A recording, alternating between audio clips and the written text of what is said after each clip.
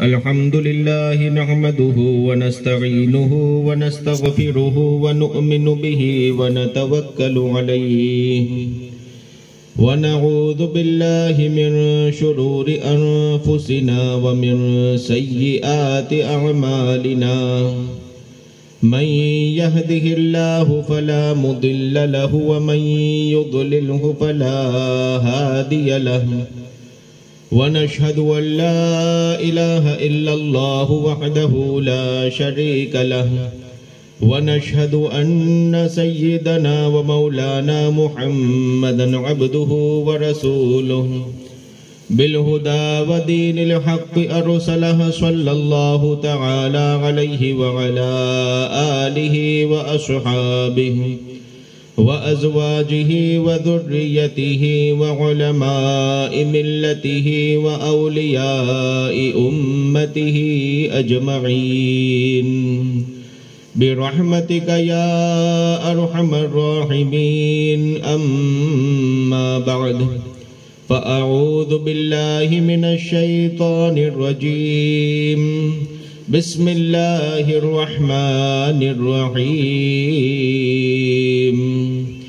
ألم نجعل له عينين ولسانا وشفتين وهديناه النجدين صدق الله العظيم إن الله وملائكته يصلون على النبي يا أيها الذين آمنوا صلوا عليه وسلموا تسليما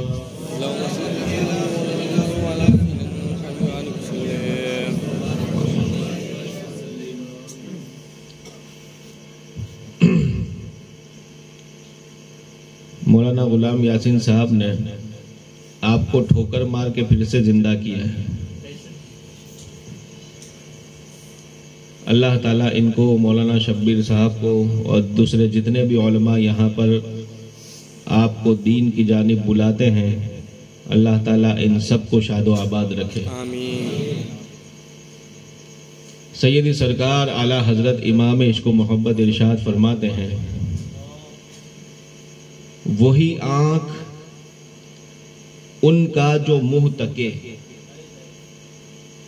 اور کوئی دوسری آنکھ کہنے کے قابل ہی نہیں. ابھی آپ نے ہمارے شاعر صاحب سے سنا، حضور مفتی اعظم آنکھ والوں کا کلام.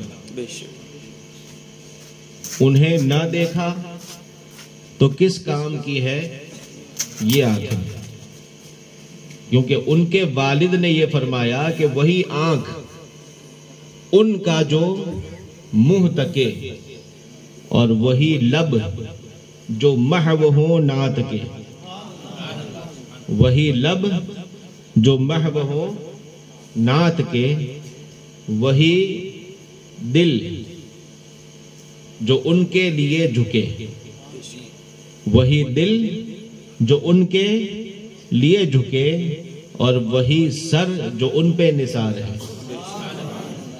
چمن ایک دو نظر ایک چمن سے دو چار ہے، نہ چمن کہ چمن بھی نثار ہے، عجب اس کے گل کی بہار ہے کہ بہار بلبلے زار ہے.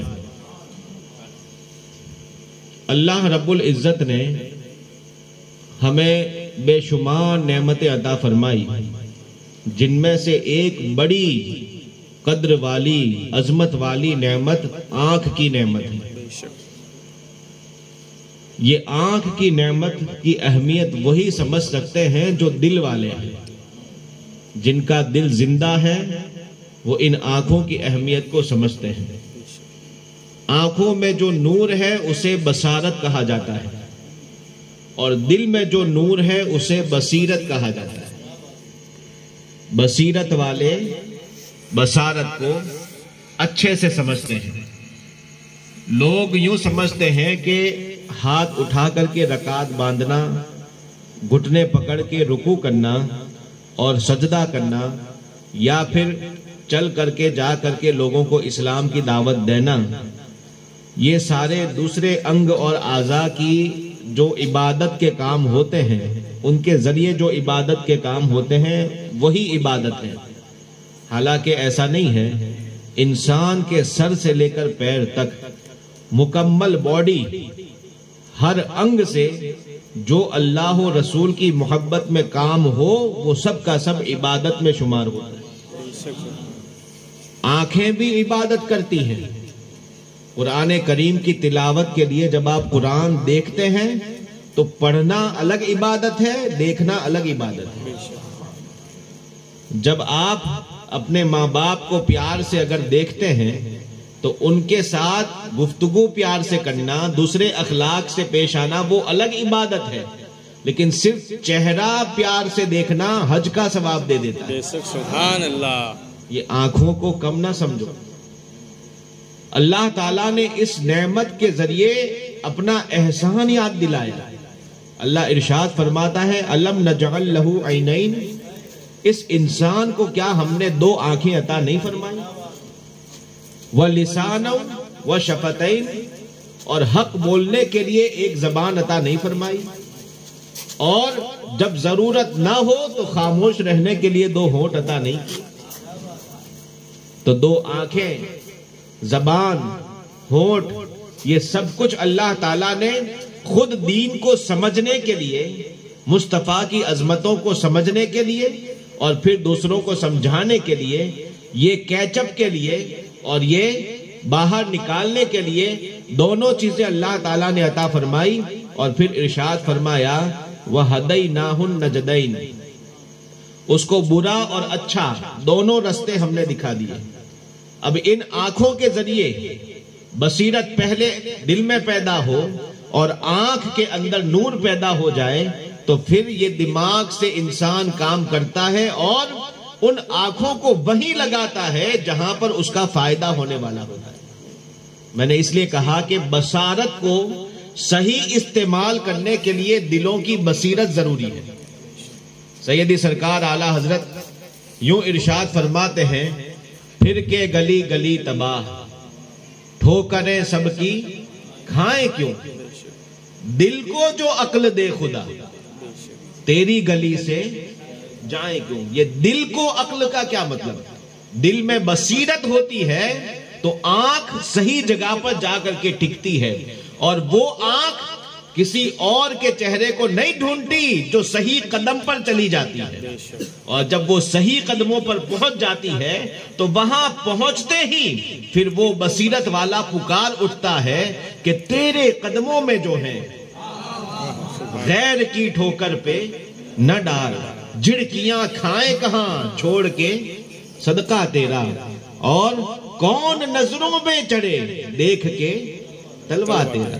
یہ حضور اکرم صلی اللہ تعالی علیہ وسلم کی خاص رحمت جن کے اوپر نازل ہوتی ہے انہیں راستہ صحیح ملتا ہے. اب یہ آنکھ کی نعمت کو آپ کیا سمجھتے ہیں؟ اولیاء کرام کے مختلف درجے ہوا کرتے ہیں. ساری دنیا کے اندر ساری مخلوق کو، جو دنیا میں زمین پر جو مخلوق پیدا ہوئی، آپ اس کے صرف مراتب کے اوپر غور کریں تو صرف شارٹ کے اندر میں آپ کو اتنا بتاؤں کہ سب سے نچلے طبقے میں وہ لوگ ہیں کہ جو بے جان چیزیں ہیں. بے جان چیزیں جس کے پاس کوئی جان اور بڑھنے کی قوت نہیں ہے. کنکر پتھر، اس کو آپ اٹھاؤ، چاہو تو اپنے لیٹرین میں لگا دو، چاہو تو اپنے تاج محل پر لگا دو، جہاں چاہو آپ لگا سکتے ہو. یہ بے بقعت چیزیں جو صرف اور صرف انسان کی خدمت کے لیے ہیں. یہ بے جان مخلوق، اس بے جان مخلوق سے اونچا رتبہ ایسی مخلوق کا ہے کہ جو بے جان تو ہے لیکن اس میں بڑھنے کی طاقت ہے، جس کو جسم نامی کہتے ہیں، جیسے درخت اور پودے ہیں. یہ بے جان ہیں لیکن بے جان کے اندر تھوڑا سا جان والوں سے ملتا جلتا ایک وصف یہ ہے کہ یہ بڑھتے ہیں.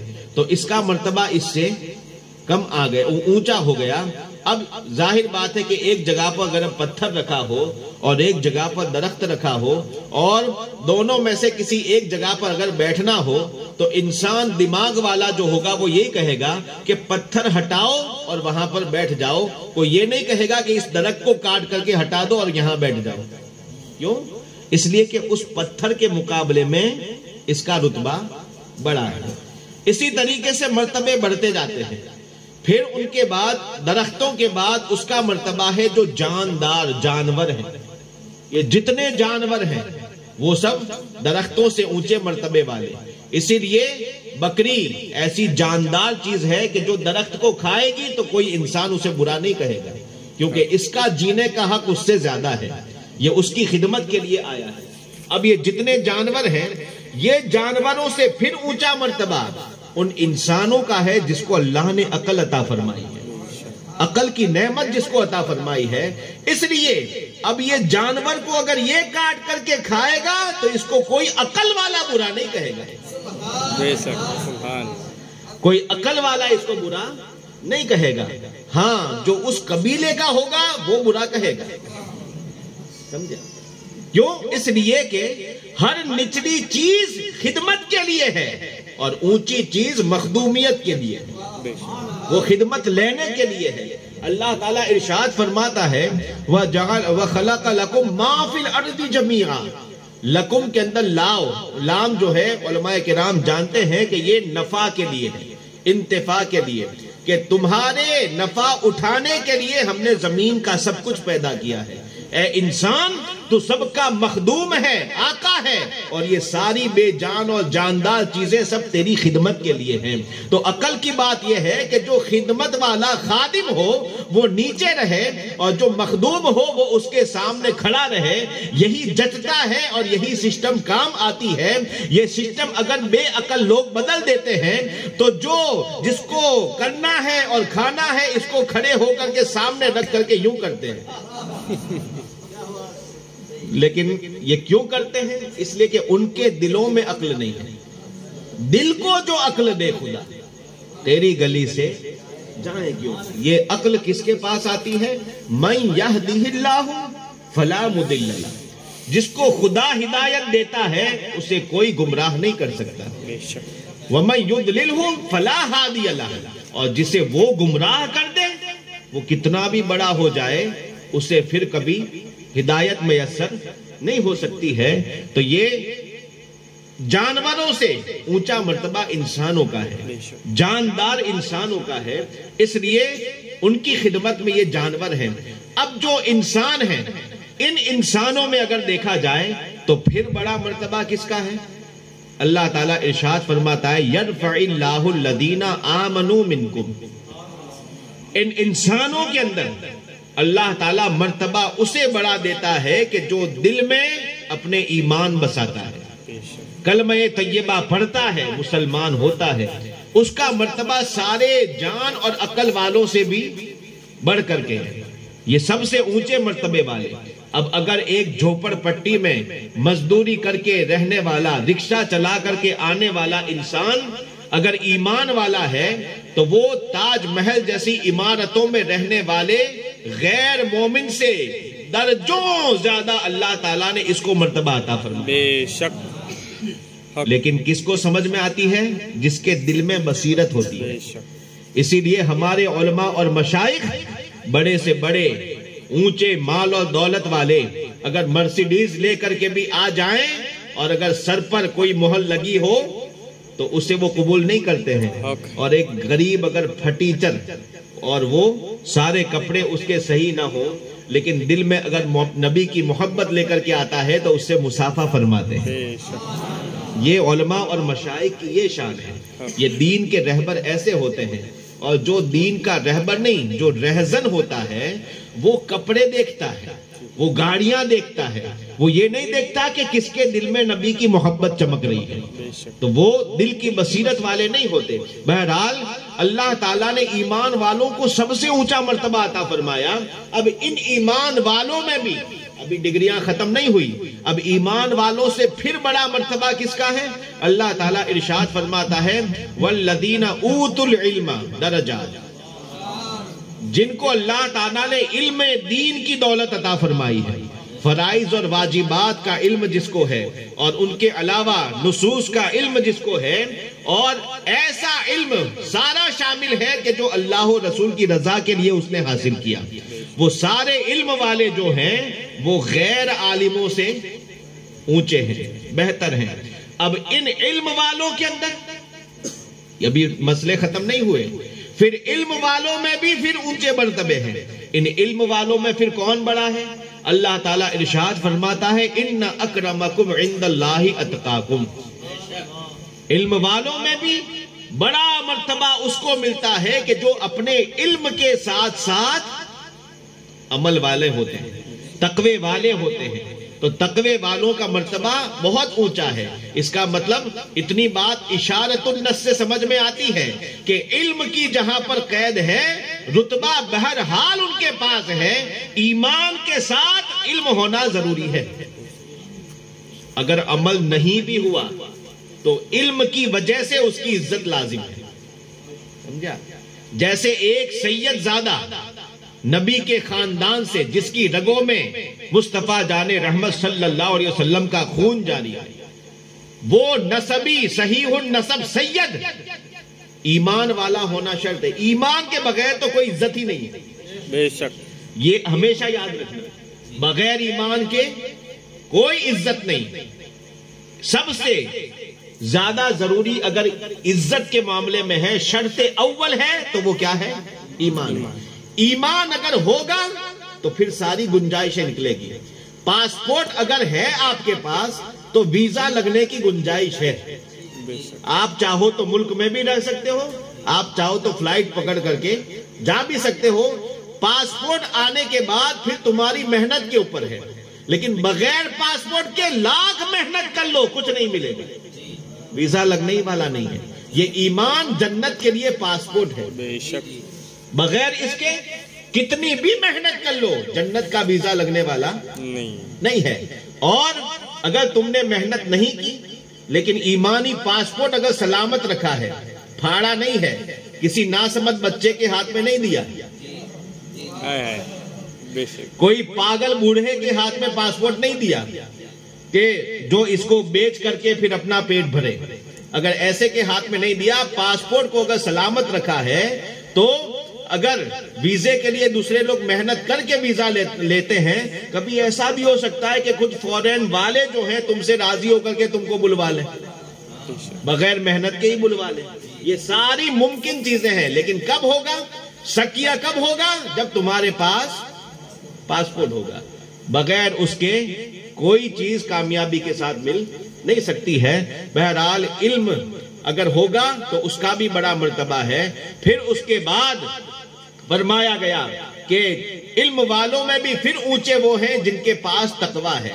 اب تقوی جو ہے، تقوی سے یہاں پر سیر اللہ شروع ہو جاتی ہے، سیر اللہ۔ جیسے تقوی کی منزل شروع ہوتی ہے، یہ سیر اللہ کا رستہ شروع ہو جاتا ہے تصوف اور صوفیہ کی زبان میں۔ ابھی 11ویں شریف نہیں ہے کہ میں آپ کو اس کے اوپر پوری ڈیٹیل سمجھاؤں، ابھی میرا موضوع کچھ اور ہے، آپ کو بتانا کچھ اور ہے۔ اب یہ سیر اللہ کے مرتبے بڑھتے جاتے ہیں، یہاں سے بندہ متقی سے بڑھ کر کے پھر صالحین کی منزل میں جب پہنچتا ہے، صالحین سے اونچا پھر مقام نجبہ میں پہنچتا ہے، نجبہ سے پھر مقام نقبہ میں پہنچتا ہے، نقبہ سے اونچا پھر مقام ابدال آتا ہے، مقام ابدال سے اونچا پھر مقام بدلہ آتا ہے، بدلہ سے اونچا پھر مقام فردیت آتا ہے، مقام فردیت سے اونچا پھر مقام وزرا آتا ہے، وزارت سے اونچا پھر مقام قطبیت آتا ہے، پھر مقام قطبیت سے اعلیٰ مقام غوثیت آتا ہے، اور مقام غوثیت میں بھی سب سے اعلیٰ مقام غوثیت کبریٰ کا مقام آتا ہے، اور وہ ایسا مقام ہے کہ جس کے بارے میں ایسا کہا گیا تو ہے وہ غوث کہ ہر غوث ہے شیدا تیرا، تو ہے وہ غیث کہ ہر غیث ہے پیاسا تیرا۔ یہ اونچے سے اونچے درجے ایسے اونچے درجے کہ ہماری گنتی اور حساب جہاں پر شروع میں ہی فیل ہو جاتے ہیں، اتنے اونچے سے اونچے یہ سب مقام ہے۔ اور غوثیت کبریٰ یہ امت کا لاسٹ سٹیج ہے، اس سے اونچا پھر کوئی مقام نہیں ہے۔ اب جو چیزیں حضور اکرم صلی اللہ علیہ وسلم کے ظاہری حیات کے بعد جو رتبے کی آخری حد ہے وہ کون سی ہے؟ مقام غوثیت کبریٰ، جس پر ہمارے غوث اعظم فائز ہیں۔ سبحان اللہ۔ اس سے اونچا کوئی مقام نہیں آتا ہے۔ اب ان سے اونچا مقام اس زمانے میں ہے جو زمانہ حضور کی ظاہری زندگی کا ہے۔ سبحان اللہ۔ مقام غوثیت کبریٰ پر جو ہو، ایسے غوثیت کبریٰ کی منزل پر رہنے والے، مثال کے طور پر اگر لاکھوں ہو جائیں، اگر بالفرض ہے نہیں لیکن اگر لاکھوں بھی ہو جائیں غوثیت کبریٰ والے، وہ غوثیت کبریٰ کی منزل پر فائز ہونے والے اگر لاکھوں کی تعداد میں سب کے مرتبے اگر ملا دیے جائیں اور ان کے ساتھ جتنے نیچے اولیاء ہیں سب کے روحانی مرتبوں کو ملا دیا جائے تو سارے کے سارے جہاں جا کر کے اپنے سر کو جھکا دیتے ہیں، وہ مقام صحابیت کا شروع ہوتا ہے۔ سبحان اللہ۔ وہ مقام کہاں کا شروع ہوتا ہے؟ صحابیت کا شروع ہوتا ہے، آگے نہیں بڑھتا ہے۔ ابھی کہاں ہے؟ شروع ہو رہا ہے۔ یہ شروع جس کے بارے میں علامہ ابن حجر عسقلانی رضی اللہ تعالیٰ عنہ اور ان کے علاوہ اور بھی علماء اور مشائخ اہل سنت جو پوری امت کے نزدیک معتبر ہیں، وہ فرماتے ہیں کہ لو اجتمع جمیع الامت علی ان ینالوا ادنی رتبۃ من رتب الصحابی لن ینالوها۔ اگر ساری کی ساری امت اپنے رات و دن لگا دے عبادتوں میں، اپنے رات دن میں سارے گناہوں کو چھوڑ دے، یوں صرف دماغ میں ایک مثال صرف سمجھانے کے لیے فٹ کر لو کہ بالفرض ایسا ہو جائے کہ دنیا میں ابھی جتنی بستی ہے سارے کے سارے مسلمان ہو جائیں، سب کے سب ولی ہو جائیں، اور ہر لمحہ ان کا صرف اللہ رسول کے ذکر میں نکلے، آپ بتاؤ کہ نیکیوں کی تعداد کتنی ہو جائے گی، عمل اور مرتبے کتنے بڑھ جائیں گے۔ سب کے سب اس کام میں لگ جائیں اور قیامت تک ان کی ساری نسلیں سب کے سب ولی ہی ولی ہوتے جائیں، سارے کے سارے مرتبے مل جائیں، تو ایک وہ صحابی کہ جنہوں نے ہوش کی عمر پائی اور کلمہ پڑھا اور نبی کے چہرے کو ایک بار دیکھا، پھر وہاں سے نکل گئے، گھر پہنچتے ہی خبر سنی کہ حضور وصال فرما گئے، ایک نماز پڑھی نہیں، ایک روزہ رکھنے کا موقع ملا نہیں، اور حضور وصال فرما گئے۔ یہ آئے گھر پہ، ان کو بھی دکھ ہوا، تھوڑے ہی گھنٹوں میں یہ بھی وصال کر گئے۔ یہ ایسا بندہ کہ جس نے زندگی بھر میں صرف ایک عمل کیا، کلمہ پڑھا، پاسپورٹ، کلمہ پڑھا اور نبی کو دیکھا اور وصال ہو گیا۔ پوری امت کا اس بات پر اتفاق ہے، اجماع ہے، کوئی اس کے خلاف نہیں، سب کا کہنا ایک ہی ہے کہ وہ ایک نظر دیکھنے والا، یہ ساری امت جس کو ولایت مل گئی اور سب کے سب اولیاء بن گئے، پوری زندگی عملوں میں گزار دی، سب مل کر کے اگر چاہیں کہ اس انسان کا 100واں حصہ ہمیں مل جائے، امت کا اجماع ہے کہ وہ نہیں پا سکتے۔ آپ سوچو کہ درجہ صحابیت کا کتنا اونچا مقام، درجہ صحابیت کتنا اونچا مقام، یہ کتنا ہائی لیول کا ہے۔ اب سوچنا یہ ہے کہ یہ اتنا اونچا مقام ملا کیسے؟ کثرت صلات سے، یعنی زیادہ نمازوں سے؟ بے شک نمازیں بہت مرتبے دینے والی ہیں، اولیاء اللہ کا شعار، مومن کا شعار، پہچان ہی ایمان کی نماز ہے، اس کے سب سے اعلیٰ عبادت ہونے میں کوئی شک نہیں، لیکن مولا علی نے یہ فلسفہ ہمیں سمجھایا ہے کب سمجھایا؟ مقام صحبہ میں سمجھایا، جب جنگ خیبر سے واپسی تھی تب سمجھایا۔ کیا سمجھایا؟ مولا علی نے واری تیری نیند پر نماز، مولا علی نے واری تیری نیند پر، تیرے جہاد پر نہیں، تیرے تلاوت قرآن پر نہیں۔ سامنے مقابلے میں بھی اگر کوئی ایسا کام ہو کہ جو بہت اہمیت والا ہوتا ہے، نبی کا تو ہر کام اہمیت والا، لیکن عام طور سے بات کر رہا ہوں، تو وہ کوئی محنت والی چیز ہو تو وہ سمجھے کہ بات دماغ میں سب کے آ سکتی ہے کہ جہاد وہاں پر کر رہے تھے اس لیے ان کو ضرورت پڑی تو نماز قربان کی، تلاوت کر رہے تھے اس لیے قربان کی، نماز پڑھ رہے تھے اس لیے اپنی نماز قربان کی، لیکن وہاں کیا ہے؟ نیند پر، جو انسانوں کے لیے ایک فری چیز ہے نا، ایکسٹرا چیز ہے، اس کی کوئی عام انسانوں کے لیے اہمیت نہیں ہے۔ اعلیٰ حضرت فرماتے ہیں سب سے اعلیٰ علی نے اپنا قربان کیا۔ دوسرے انسانوں کے مقابلے میں دیکھا جائے تو وصف کے اعتبار سے، کام کے اعتبار سے سب سے نیچی چیز، نبی کی چیز بات نہیں کر رہا ہوں، نبی کی نیند ہماری نمازوں سے بہتر ہے، بے شک ہے نا، لیکن عام نیندوں کی بات کر رہا ہوں۔ تو نیند ہونے میں وصف نیند اگر دیکھا جائے تو نیند سب سے نچلا کام ہے، جو سو گیا وہ کھو گیا، اس اعتبار سے نیند سب سے نچلا کام ہے۔ کام ہوتا ہے، نیند نیند ہوتی ہے، لیکن حضور اکرم صلی اللہ علیہ وسلم کی اس نیند کی عزت علی نے بتائی۔ تو جس کی نیند کی یہ عزت ہے، آپ بتاؤ ان کی تلاوت کا عالم کیا ہوگا، ان کے جہاد کا عالم کیا ہوگا، اور ان کی نمازوں کا عالم کیا ہوگا۔ اعلیٰ حضرت فرماتے ہیں مولا علی نے، آج کل کے کسی نے نہیں، کس نے؟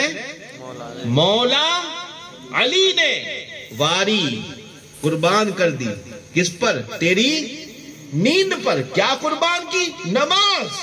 سبحان اللہ، ایک ایک لفظ اعلیٰ حضرت کا دیکھو۔ مولا علی نے واری تیری نیند پر، وہ بھی نماز، اور نمازوں میں بھی کون سی نماز؟ وہ بھی ہے عصر۔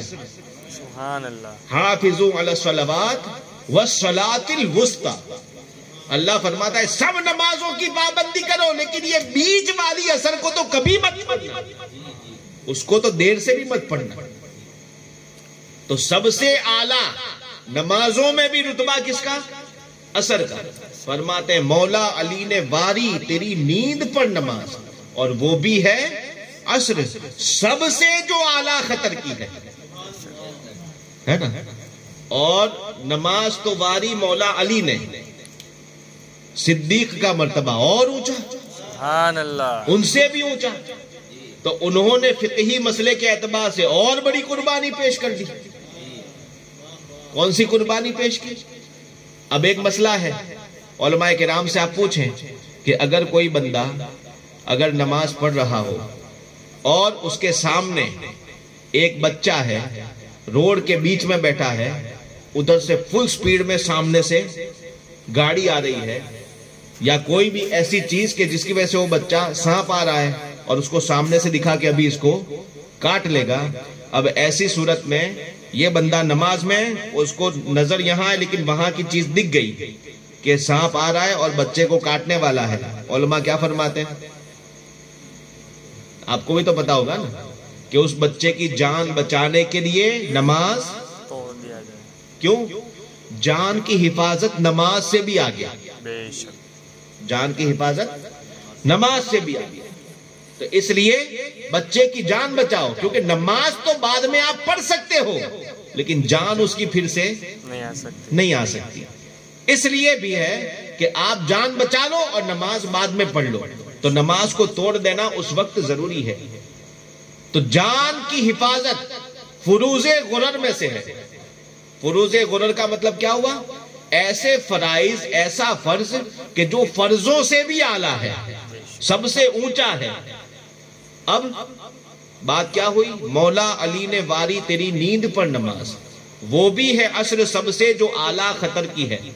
صدیق بلکہ بلکہ ترقی کے لیے. بلکہ صدیق تو دیکھو وہ اور بڑا کام کر گئے. کیا کر گئے کہ سارے سوراخ ہجرت کی رات بھر دیے اور ایک باقی رہ گیا تھا وہاں پر پاؤں رکھ دیا. اب آ کر کے ایک جانور نے کاٹا اور ظاہر بات ہے وہاں جو کاٹنے والا ہوگا وہ کوئی مکھی والا نہیں ہوگا اور کوئی مچھر نہیں ہوگا. ایڑی میں کاٹا جس کا اثر دماغ تک ہو اور جس کا اثر جسم تک ہو, پسینے سے شرابور ہو جائے, ظاہر بات ہے سب کو کامن سینس ہے کہ وہاں پر سانپ اور بچھو ہی ہو سکتے ہیں اور وہ جان لیوا چیز ہے. تو جان لیوا چیز کاٹی, کاٹتے ہی نہیں بلکہ دبا دیا اور مضبوطی سے کہ نکل نہ سکے. پہلے تو گمان تھا کہ ہو سکتا ہے کہ ہو, اس لیے رکھا تھا. اب یقین ہو گیا کہ ہے. بالکل. جب گمان میں نہیں ہٹایا تھا تو یقین میں اب کیسے ہٹایا؟ نہیں ہٹا سکتے. پہلے تصور تھا, اب صدیق کی تصدیق ہو گئی ہے. بے شک. سمجھے آپ؟ تو اب تو تھا اندر.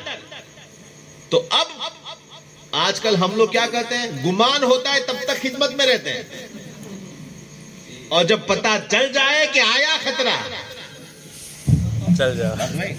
جب تک تصور اور گمان ہوتا ہے تب تک سب سینہ تان کر کے میں ہوں, ٹینشن مت لینا, ٹینشن مت لینا. اور جیسے ہی بھاری بھرکم کچھ دکھ گیا کہ سب کے سب صدیق ایسے نہیں تھے. بے شک. اس لیے مرتبے بھی ایسے نہیں تھے. بے شک.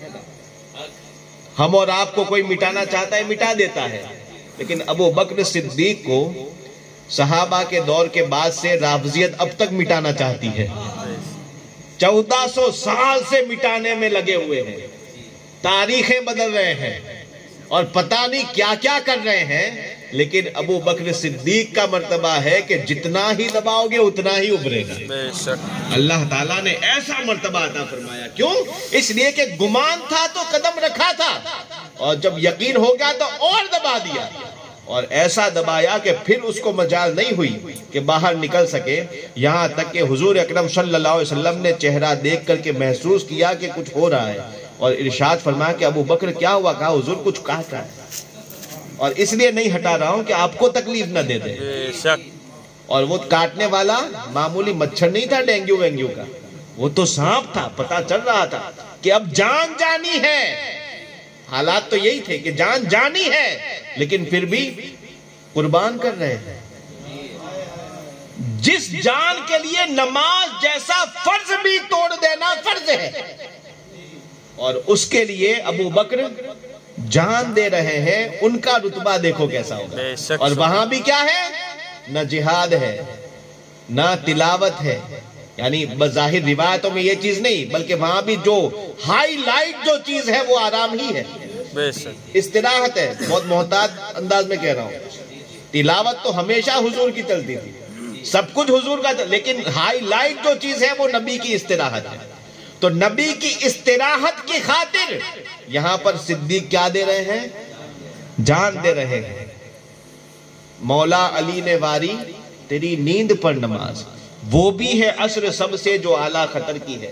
اور صدیق بلکہ غار میں جان اس پہ دے چکے ہیں. بے شک. اور حفظ جان, حقیقت تو یہ ہے کہ جان کی حفاظت تو خود جان فروز غرر کی ہے, خود فرائض کی, فرض نمازوں کی بھی جان ہے. حفظ جان تو جان فروز غرر کی ہے. ہاں یا رسول اللہ تو تو بڑا کریم ہے نا, واہ کیا جود و کرم ہے. شہ بتہا تیرا نہیں سنتا ہی نہیں, مانگنے والا تیرا. ہم اگر آپ کی نیاز اور آپ کے میلاد کے اوپر اگر 150 یا 200 یا 1000 روپیہ اگر دیتے ہیں تو یہ روپیے کے بدلے میں آپ اتنا سب ہمیں دے دیتے ہیں. تھوڑی سی محنت کر لیتے ہیں تو آپ اتنی فراوانی عطا فرما دیتے ہیں. تو مولا علی نے تو نماز آپ کے لیے قربان کی, آپ نے ان کو بے شک کتنا دیا. صدیق نے جان قربان کر دی, آپ نے بے شک ان کو بدلہ دے دیا. ہاں تو کریم ہے نا, تو نے ان کو جان, تو نے ابو بکر کو جان اور علی کو پھیر دی نماز. لعاب دہن لگایا جان جاتی ہوئی ابو بکر کی واپس آ گئی. بے شک سبحان اللہ. جاتی ہوئی اس لیے کہہ رہا ہوں کہ عام حالات میں جان چلی ہی جاتی ہے ایسے حالات میں. تو حضور نے جان کو بچا لیا. ہاں یا رسول اللہ. اعلیٰ حضرت یہ نہیں کہہ رہے ہیں کہ آپ نے دعا کی اور اللہ تعالیٰ نے بچایا. کیوں؟ کیونکہ وجہ یہی ہے کہ ہمارا تو عقیدہ یہ سب کچھ اللہ ہی دیتا ہے, لیکن مختار کل حبیب کے ہاتھ میں سب دیا ہوا ہے. ہاں تو نے ان کو جان, ابو بکر کو جان اور علی کو پھیر دی نماز, سورج کو واپس پھیر دیا اور نماز ادا کروا لی. ہاں تو نے ان کو جان, انہیں پھیر دی نماز.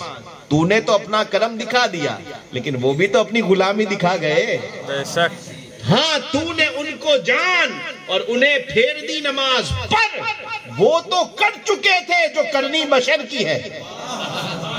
پر وہ تو کر چکے تھے جو کرنی بشر کے اوپر, جو کرنا فرض ہے مصطفیٰ کی غلامی.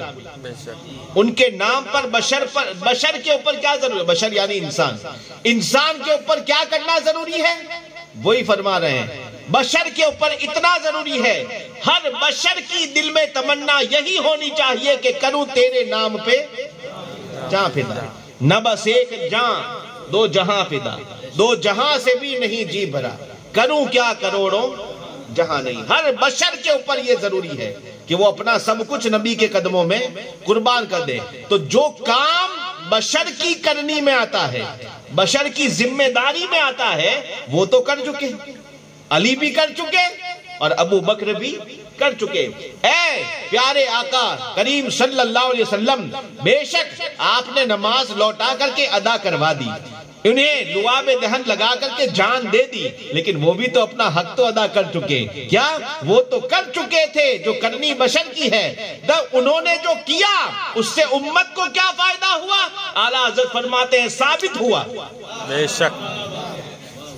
امت کو کیا فائدہ ہوا؟ ان کے کرنے سے ثابت ہوا کہ جملہ فرائض جتنے بھی فرض ہیں اس کے آگے سب فروع ہیں, بعد میں ہیں. ثابت ہوا کہ جملہ فرائض فروع ہیں, بعد میں ہیں. اصل الاصول سب کی جان, اصل الاصول بندگی اس تاجور کی ہے. اصل الاصول بندگی اس تاجور کی ہے. تو یہ صحابیت کے آپ رتبے دیکھو کہ جو اس مقام پر جاتا ہے, نبی پاک صلی اللہ علیہ وسلم کی عظمتیں آپ دیکھو کہ ساری عبادتیں اللہ کا فرض آپ ادا کرو گے تو صحابیت کا رتبہ اللہ کے لیے آپ سب کچھ کرو گے, اللہ تعالیٰ تمہیں وہ رتبہ نہیں عطا فرماتا, لیکن رتبہ دیتا کس کو ہے؟ رتبہ اس کو عطا فرماتا ہے کہ جو محبت کی نظر سے دل کو صاف ایمان والا لے کر کے ایک بار نبی کو دیکھ لے. یہی اعلیٰ حضرت فرماتے ہیں وہی آنکھ ان کا جو منہ تکے. اس لیے اعلیٰ حضرت نے فرمایا کہ اہل ایمان جتنے بھی ہیں, جو میں نے آپ کو اولیاء سے لے کر کے مراتب آپ کو گنائے, اعلیٰ حضرت عظیم البرکت نے ارشاد فرمایا کہ الوہیت ہی احمد نے نہ پائی, خدا کا رتبہ نبی کو عطا نہیں ہے, خدا ایک ہی ہے. یہ ہمارا عقیدہ. یہ سب خواہ کے الزام لگاتے ہیں کہ یہ لوگ نبی سے مانگ کر کے نبی کو خدا کے برابر کر دیتے ہیں. اعلیٰ حضرت نے صاف فرما دیا الوہیت یعنی خدا ہونا یہ احمد نے نہ پائی, نبوت ہی سے تو عاطل ہے یا غوث, میرا غوث سب کچھ ہے, نبی نہیں ہے. مرتبے دیکھو کیسے سمجھا گیا. الوہیت ہی احمد نے نہ پائی, نبوت ہی سے تو عاطل ہے یا غوث. اب نبوت کے بعد کیا کون سا رتبہ؟ پہلے صحابیت ہوئی پھر تابعیت, صحابیت ہوئی پھر تابعیت, بس آگے قادری منزل ہے یا غوث. بے شک. بس آگے قادری منزل ہے یا غوث.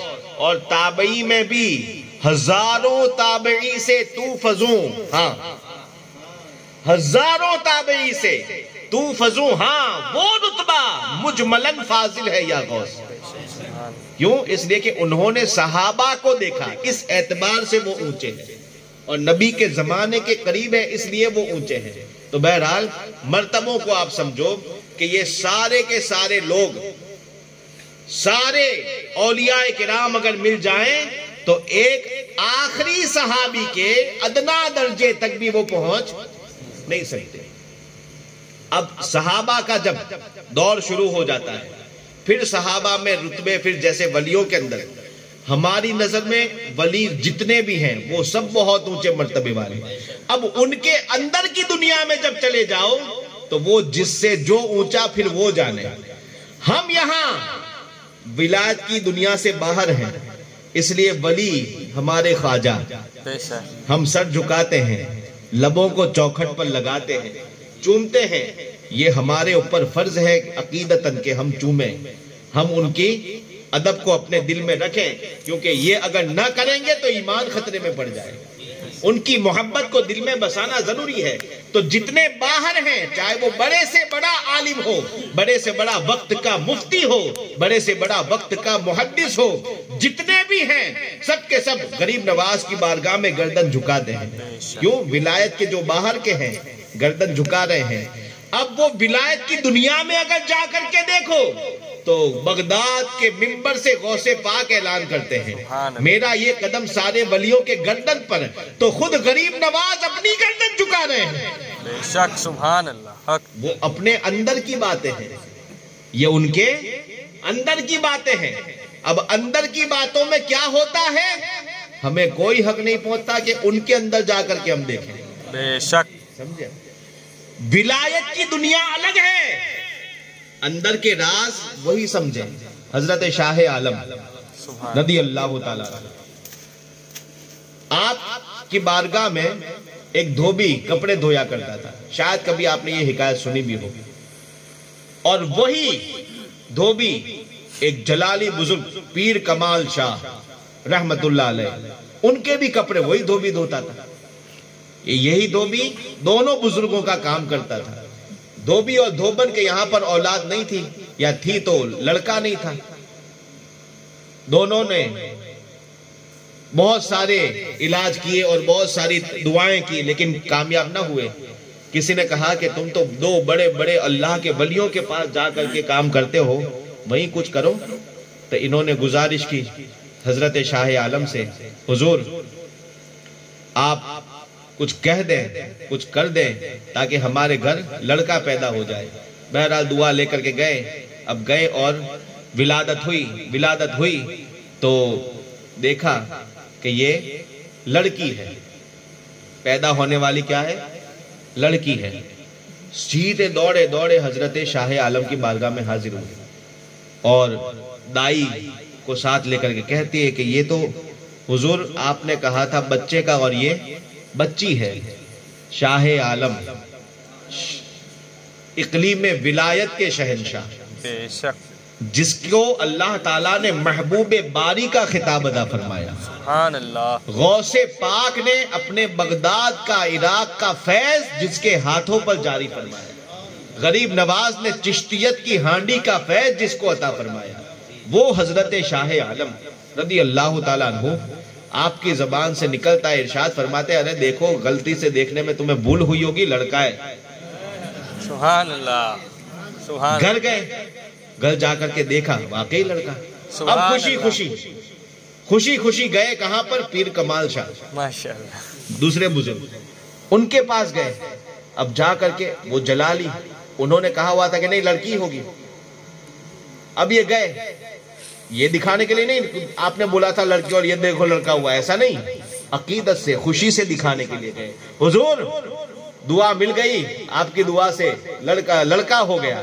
فرماتے کیسے لڑکا ہوا؟ تو لڑکی ہے۔ پھر دیکھا لڑکی، اللہ، اب پھر رونے دھونے لگے، یہ کیا ماجرا ہے؟ پھر بھاگے حضرت شاہ عالم کے پاس، حضور یہ تو عجیب ہو گیا، ایسا ہوا کہ حضور یہ تو لڑکی ہے۔ ارے کہا نہیں، دھیان سے دیکھو میاں لڑکا ہے۔ پھر لڑکا، ماشاءاللہ، اور اب کی بار فرماتے کہ اب دوبارہ وہاں مت جانا، اگر لڑکی بنانا ہو تو جانا، ورنہ دوبارہ وہاں مت جانا۔ اب یہ کیا ہے؟ روحانیت میں اور جیسے دنیا کے اندر ایک مثال صرف سمجھانے کے، ورنہ یہ مثال کو وہاں کا کوئی تعلق نہیں ہے، یہاں سب نیتیں خراب، یہاں سب عمل خراب، ہماری گندی دنیا کی اس پاک ولایت کی دنیا میں کیا مثال ہے؟ لیکن صرف تقریب فہم یعنی کہ سمجھانے کے لیے میں آپ کو صرف ایک داخلہ دے رہا ہوں کہ جیسے بھائی بھائی ہوتے ہیں، ہوتے تو سگے بھائی بھائی ہیں، لیکن جب بزنس کا کمپٹیشن آ جاتا ہے تو پھر کیا ہوتا ہے؟ دکان پر پہنچتے ہی جیسے ایک دوسرے کے دشمن ہے نا، اور گھر آ کر کے تو میرا لقمہ کھا میں تیرا لقمہ کھاؤں، ہوتا ہے نا ایسا؟ بہت ساری جگہوں پر ایسا ہوتا ہے۔ بزنس کے معاملے میں بالکل نہیں بنتی ہے، اور ایسے باہر کی دنیا میں بالکل ایک ہوتے ہیں، دل کے اندر کوئی کھوٹ نہیں ہوتی، لیکن بزنس کے اندر حریفائی ایسی ہوتی ہے کہ ایک دوسرے کے پیچھے مخالفت میں لگے رہتے ہیں۔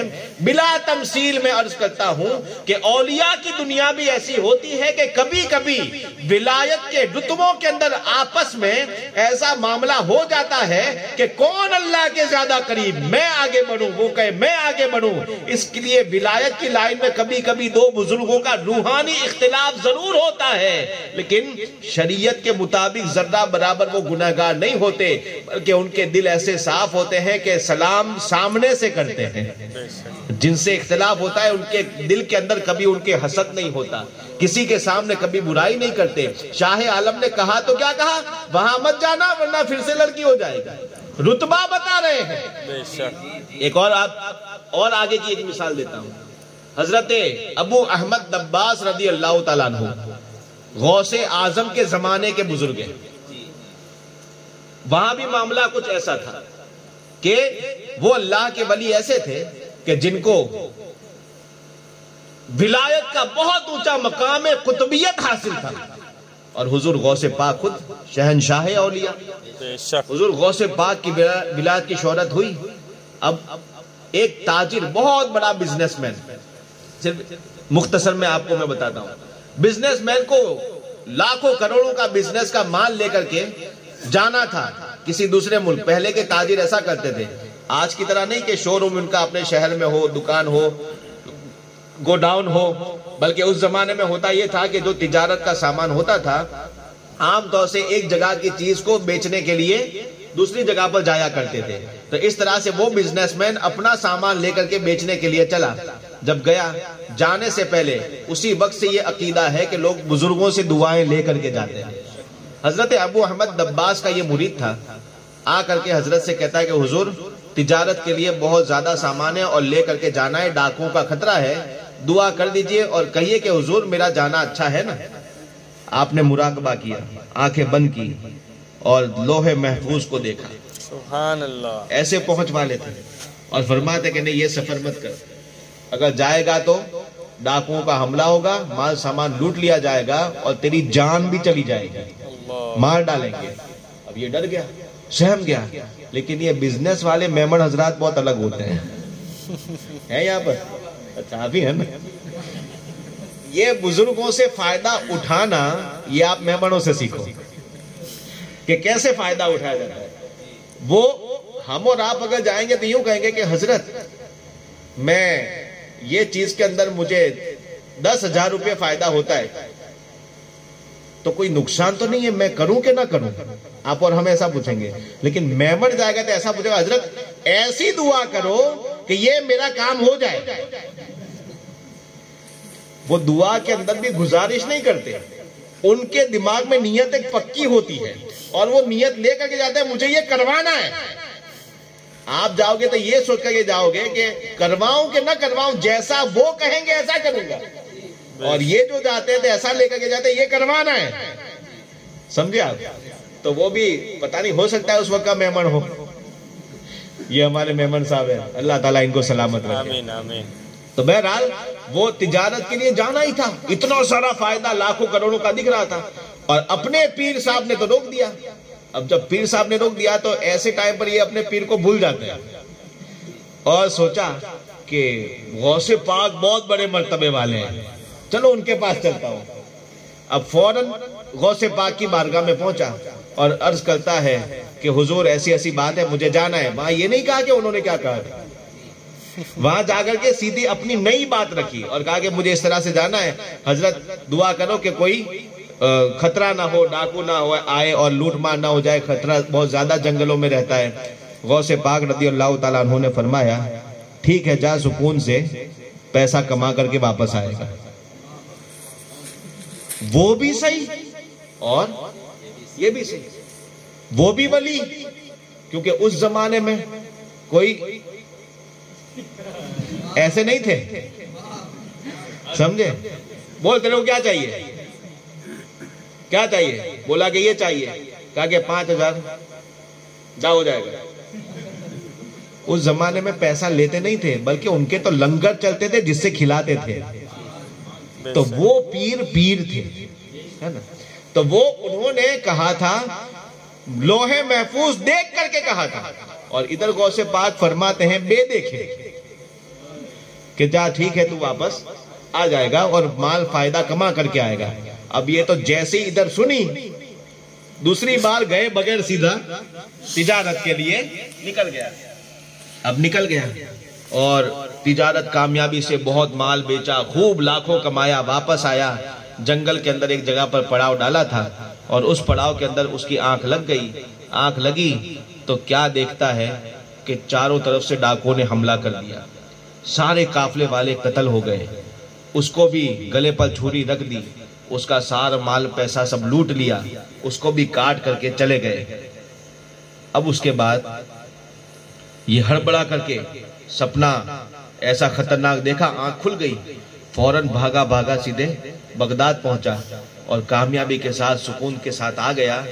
جا کر کے سیدھا غوث پاک کی بارگاہ میں عقیدت سے گیا کہ حضور آپ نے دعا دی تھی، میں تجارت کامیابی کے ساتھ کر کے آ گیا ہوں۔ اب دیکھو آج کے زمانے کا اگر کوئی ہوتا تو کیا کہتا کہ دیکھا اپنے ہیں، دیکھا میں بولتا ہوں کہ میرے پاس آنے کا، میرا مرید بن جانے کا، ہے نا؟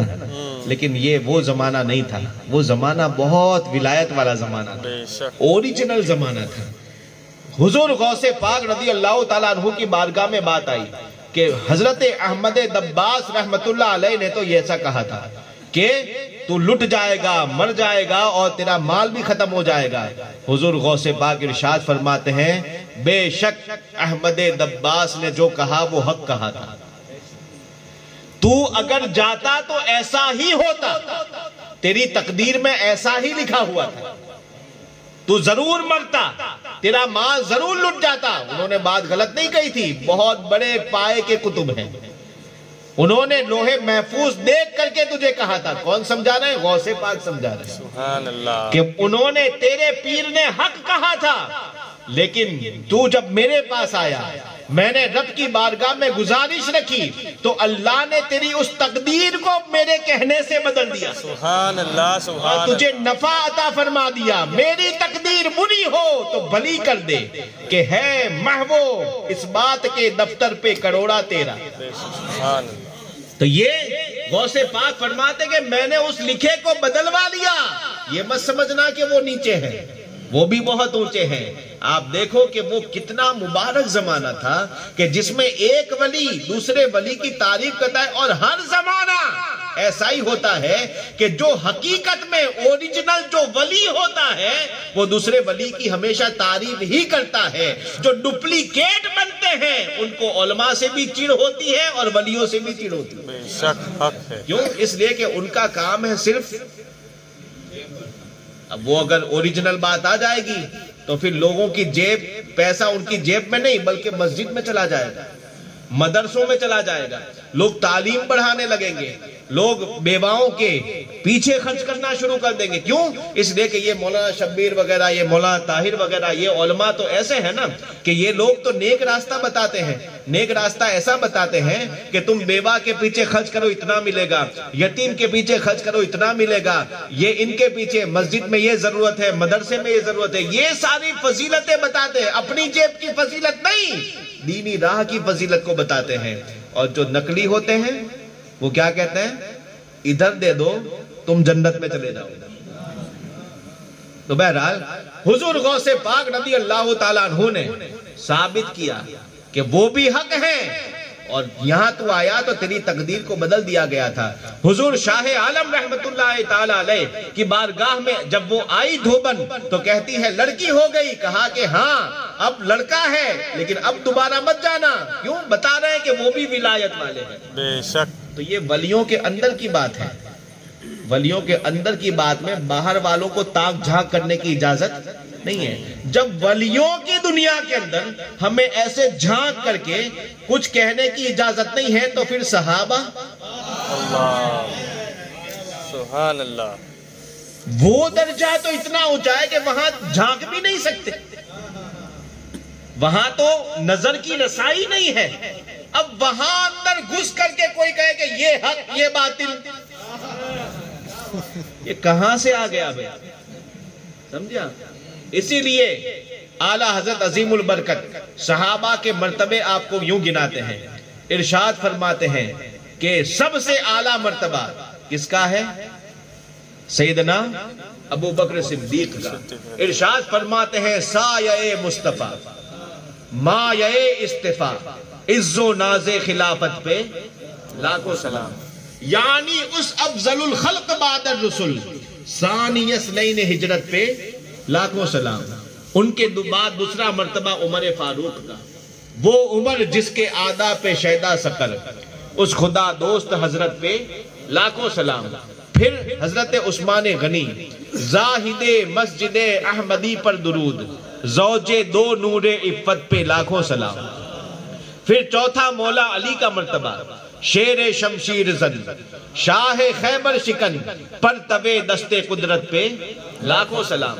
پھر ان چاروں کے بعد وہ دسوں جن کو جنت کا مژدہ ملا، اس مبارک جماعت پہ لاکھوں سلام۔ پھر ان دسوں کے بعد جانثاران بدر و احد پر درود، اور بدر و احد کے بعد اصحاب بیعت رضوان۔ فرماتے ہیں جانثاران بدر و احد پر درود، حق گزاران بیعت پہ لاکھوں سلام۔ پھر ان کے بعد جتنے بھی مومن پیش فتح مکہ سے پہلے ہجرت والے جو مومنین ہیں، مہاجرین ہیں، ان کے بارے میں مومنین پیش فتح، اور ان کے بعد فتح مکہ کے بعد ان میں حضرت امیر معاویہ بھی، بالاتفاق ان میں اور بالاختلاف پیش فتح۔ بعض حضرات نے یہ بھی قول کیا کہ حضرت امیر معاویہ فتح مکہ سے پہلے ہی ایمان لے آئے تھے، اور بعض کہتے ہیں کہ فتح مکہ کے بعد۔ مومنین پیش فتح و پس فتح سب اہل محبت پہ لاکھوں سلام۔ جس مسلمان نے دیکھا انہیں ایک نظر، اس نظر کی بصارت پہ لاکھوں سلام۔ یہ آنکھ سے انہوں نے نبی کے چہرے کو دیکھا، اس نظر کی بصارت پہ لاکھوں سلام۔ اب وہ آپ سوچو کہ کہاں علی صحابہ کے رتبے میں، کہاں مولا علی، اور کتنے بعد میں فتح مکہ کے بعد والے، ہے نا؟ اسی لیے اعلیٰ حضرت فرماتے ہیں فرق مراتب بے شمار، فرق مراتب بے شمار، علی اور معاویہ میں فرق مراتب بے شمار، حق بجانب حیدر کرار، حق بجانب حیدر کرار۔ عقیدہ سنو مسلک اعلیٰ حضرت کا، فرق مراتب بے شمار، حق بجانب حیدر کرار، معاویہ بھی ہمارے سردار، سبحان اللہ۔ تان ان پر بھی کار فجار، تان ان پر بھی کار فجار۔ اس لیے صحابہ کرام سب کے سب رسول اللہ کے محبوب ہیں۔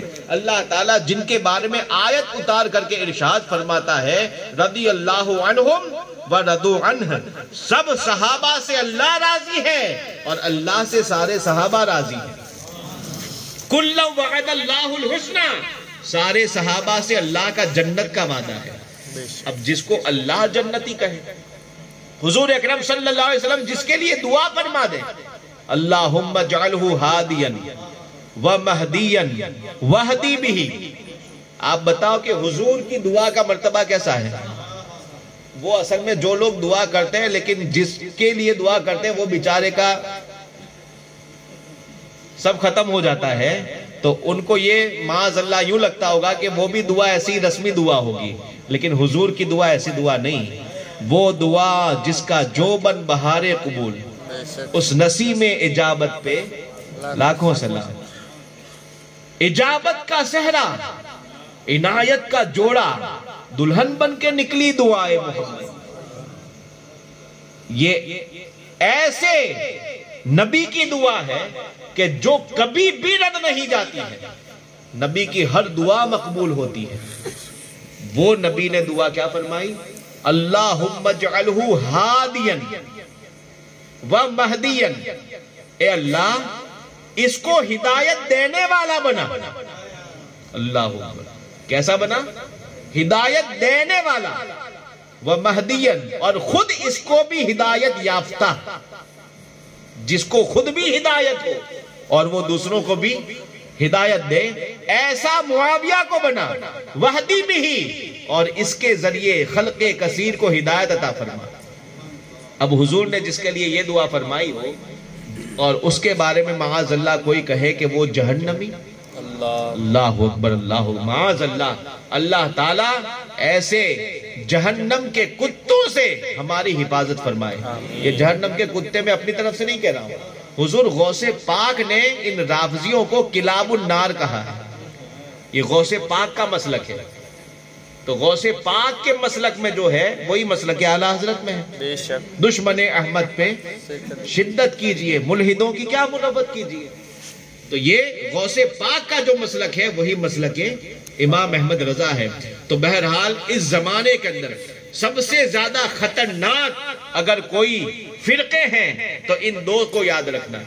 ایک وہ کہ جو رافضیت ہے، جو اہل بیت کی محبت کے پردے میں صحابہ کی دشمنی سکھاتے ہیں. بے شک. صرف کور اہل بیت کی محبت کا ہوتا ہے، حقیقت نہیں ہوتی، کور ہوتا ہے، اور اس کے اندر صحابہ کی دشمنی اصل مقصد ہوتا ہے. اور ایک دوسرا فرقہ خارجی. یہ خارجی ایسا ہے کہ جو نبی کی اتباع کے کور کے اندر، نبی کی اتباع، سنتوں کی پابندی کے کور کے اندر جو اہل بیت اطہار سے دشمنی سکھاتے ہیں. تو آج تو جشن ہی ہمارا دونوں کے خلاف ہے. رافضیت کے بھی خلاف جشن امیر معاویہ، بے شک. اور خارجیت کے خلاف جشن امام جعفر صادق. اعلیٰ حضرت نے امیر معاویہ کی شان میں یہ کہا تو پھر جعفر صادق کی بارگاہ میں بھی خراج عقیدت دیکھو ان کے وسیلے سے اللہ کی بارگاہ میں کیا دعا کرتے ہیں. صدق صادق کا تصدق، صادق الاسلام کر.